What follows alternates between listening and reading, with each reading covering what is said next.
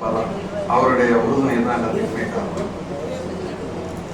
கவிதை கலையை வித்தியாசமாக தைரியமாக சொல்லும் கலைஞர்கள், அறிஞர்கள், எழுத்தாளர்கள், படைப்பாளர்கள், பேச்சாளர்கள், விழாவின் தலைமை எல்லாருமே இங்க உட்கார்ந்து நான் சென்னையிலிருந்து அம்மாவை பாராட்டுவதற்காக வந்திருக்கிறேன். அவர்களை பாராட்டுவதற்கு எனக்கு வயது இல்லை, அதனால பொன்னாடியை பொருத்தி பேச ஆரம்பித்திருக்கிறேன். ஓய்வுக்கு பிறகு நிறைய எழுதலாம். ஒரு கலைஞன் பிறப்பால் உருவாகல, கலைஞனாகவே பிறக்கிறான். அதுதான் உண்மை. சக மனிதர்கள் சாதாரணமாக பிறப்பார்கள், இறப்பார்கள். கலைஞர் மட்டும்தான் பிறப்பிலேயே கலைஞனாக பிறப்பான், மறைவான். மறைவிற்கு பிறகு அவன் பேர் சொல்லப்படும். அம்மாவும் அதே போலதான். இப்ப நீங்க ஒரு சுறுசுறுப்பான பணியில இருக்கும்போது ஒரு கவிதையே படிச்சீங்கன்னா உங்க வீட்டுக்காரர் எழுதி கொடுத்தாங்கன்னு கேட்பாங்க. ஆண் பெண் எழுதலாம். ஆண் சுறுசுறுப்பா எழுதும் போது ஒரு கதை எழுதுனா பெண்ணு உங்க மனைவி எழுதி கொடுத்தாங்களான்னு கேட்பாங்க. இதான் அந்த சம்பவம் சொல்றது. இல்ல நீங்க காசு கொடுத்து வாங்கிக்கலாம்னு கேட்பாங்க. நான் ஆம் தான் சொல்லுவேன். ஏன்னா அப்ப ஐயாவோட கோபத்துல அவங்களுக்கு சமூகம் மீதான ஒரு கவிதை பிறக்கும். ஐயாவுடைய கொஞ்சலில அவங்களுக்கு ஒரு குழந்தை மீதான ஒரு கவிதை பிறக்கும். கெஞ்சலில் கொஞ்சலில் எல்லாருக்குமே கவிதை கிடைப்பாங்க. அவங்க கவிதை அம்மாவுக்கு எளிமையாக வரக்கூடியது. அதுவும் காதல் கவிதை ரொம்ப அருமையா எழுதிக்கிறாங்க. அது ஏன்னா எல்லாருக்கும் தெரியும். அவங்கள பத்தி நிறைய தெரிஞ்சவங்களுக்கு தெரியும். அவங்க திருமணம் காதல் கவிதைங்க. அதனால கவிதை முழுக்காதான் இருக்கும்.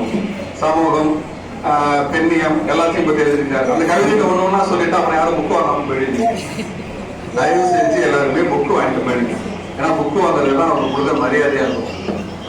ஓகேங்களா? கவிதை கண்டிப்பா வாங்கிட்டு போகணும். புக்கு வாங்க போயிடாதீங்க.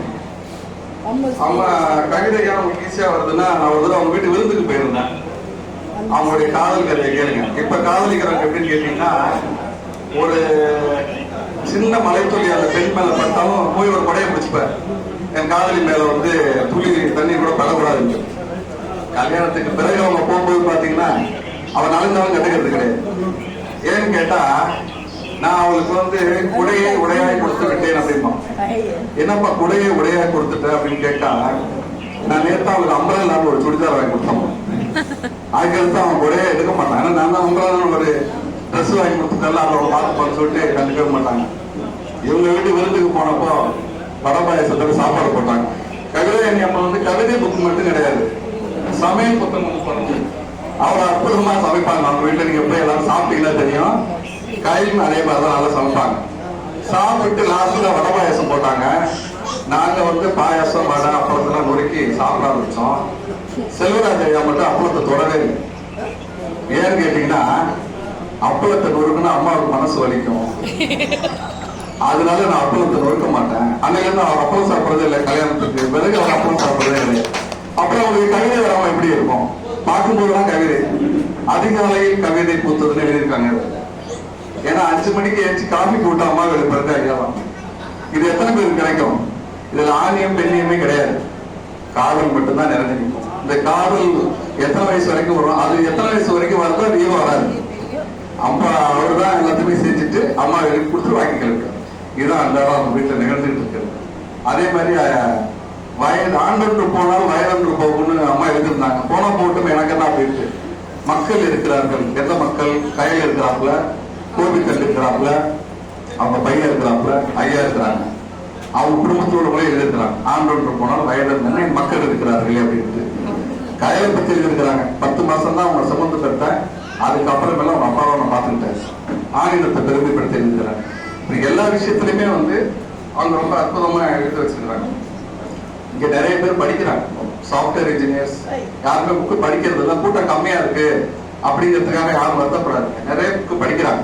இதே ஒரு சீரியல் நடிகையோ கொண்டு வச்சிருந்தீங்கன்னா கூட்டம் ஜாஸ்தியா வந்துருக்கும். அம்மா சொல்லியிருந்தாங்க, நான் கூட்டிட்டு வந்துருக்கேன். இப்ப இன்னைக்கு அதுக்கு தான் கூட்டம் அதிகமா இருக்கு. நம்மளுக்கு கூட்டம் வர்றது இருந்தாலும் வருத்தத்தோடு நான் என்ன பண்ணேன், எதுக்கு நம்ம எல்லாம் இருக்கிற பிசினஸை பார்த்துட்டு போலாமே, எதுக்கு கதை கருதெல்லாம் எழுதுன்னு யோசிச்சுட்டு இருந்தேன். ஓசூர்ல இருந்து ஒரு பொண்ணு போன் பண்ணேன். அங்கிள் நீங்க படிச்ச எழுதுன அந்த ஒரு பக்க கதையெல்லாம் ரொம்ப நல்லா இருக்கு, அணித்துறையெல்லாம் படிச்ச ரொம்ப நல்லா இருக்கு சொல்லுங்க. சரிம்மா எந்த காலேஜ் படிக்கிறேன்னு கேட்டாங்க. அங்கிள் நான் 3rd ஸ்டாண்டர்ட் படிக்கிறேன் அப்படின்னா. அவங்க அப்பா போனை வாங்கிட்டு இந்த ஒரு பக்க கதையை எப்ப நான் அவங்ககிட்ட புக்கு வாங்கணும், அன்னையில இருந்து என் பொண்ணு மொபைல் பார்க்கறது விட்டுட்டா அப்படின்னு. அது ஒரு சந்தோஷமான விஷயம். இன்னொரு இப்ப காயம் மாதிரி ஒரு சாஃப்ட்வேர் இன்ஜினியர் பெங்களூர்ல எப்ப பார்த்தாலும் சிஸ்டத்துலயே உட்காந்து அடிச்சு கண்ணெல்லாம் பூத்து போய் தலைவலி வந்து என்னடா பண்ணலாம்னா யூடியூப்ல பார்த்தாலும் இந்த மாதிரி போட்டோ தான் வந்துட்டு இருக்கு. என்னடா பண்ணலாம்னா அவங்க அப்பா தம்பி கேட்டுக்கு ஒரு புக்கு கொடுத்துருக்காரு. அவர் ரஷ்ய எழுத்தாளரோட புக்கை கொடுத்துருக்காரு. நம்ம பசங்களுக்கு எங்களை மாதிரி எளிய எழுத்தாளர்கள் லேனா சார், பட்டுக்கோட்டை பிரபாகர் சார், லதா சரவணன் இவங்களோட எழுத்தை படிக்கிறதுக்கு கஷ்டமா இருக்கும். அவன் எப்படி அவன் படிப்பான். அப்புறம் என்னோட ஒரு புக்கை வாங்கிட்டு போயிட்டு என்னோட புக்கை அவங்க அப்பா கொடுத்துருக்காரு, யதார்த்தமா இருக்கு, எளிமையா இருக்குன்னு அந்த பையன் படிக்க ஆரம்பிச்சிட்டான். படிக்கிறவங்க எல்லாமே ஆன்லைன்ல இருந்து எல்லாமே படிக்க ஆரம்பிச்சிருக்காங்க. ஸோ கவிஞர்களும் எழுத்தாளர்களும் ஒரே வீட்டில் பிறந்த 2 குழந்தைகள் தான். அதனால எழுத்தாளர்களை பாராட்டுவது கவிஞர்களை பாராட்டுவதும் ரெண்டுமே ஒன்றுதான். இப்போ வேலை பார்த்துட்டு இருக்கும்போது நீங்க ஃப்ரீயா எழுத முடியாது. இப்போ அம்மா வந்து எல்லாத்தையும் முடிச்சுட்டாங்க.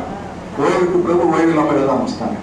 ஏன்னா நான் ஒரு கதை எழுதியிருந்தேன். ஒரு ஆட்டோக்காரன் வந்து பொண்ணுக்கு முத்தம் கொடுப்பான். வேலைக்கு ஆட்டோ ஓட்டிட்டு வந்து குழந்தைக்கு முத்தம் கொடுப்பான். அந்த மாதிரி குழந்தை இருக்கும்.